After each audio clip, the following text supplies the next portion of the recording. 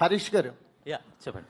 Sir ఇక్కడ sir అంటే ఈ నగరానికి ఏమైంది ఇన్ఫ్లుయెన్స్ ఏమైనా ఉందా మీకు? అంటే ఈ సినిమాకి ఈ నగరానికి ఏమైంది ఇన్ఫ్లుయెన్స్ ఏమైనా ఉందా? ఎందుకంటే వాళ్ళు అలాగే వెళ్ళిపోతారు గోవాకి. అవును అవును అవును. సో ఈ నగరానికి ఏమైంది, లేకపోతే జిగిరీస్ ఉండేది కాదా? తరుణ్ అన్న, I wanted to thank Tarun అన్న ఆల్సో. సారీ నేను మర్చిపోయాను.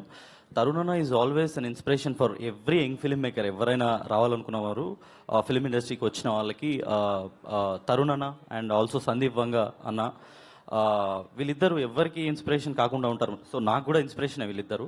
అండ్ కమింగ్ టు ఈఎన్ఈ, ఇది అంటే ఒకేలా ఉంటుందా అనే డౌట్ అన్నారు కదా. సో అంటే ప్రిమిసెస్ ఒకలా ఉంది. యా అలా ఇప్పుడు దీంట్లో 4 ఫ్రెండ్స్, దాంట్లో గోవా, ఈ 2 తప్ప ఈయనకి దీనికి ఏ కంపారిజేషన్ ఉండదు స్టోరీ వైజ్ అయినా.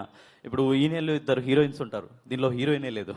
ఇందులో క్యాన్సర్ పేషెంట్ ఉంటాడు, దాంట్లో ఎవరు ఉండరు.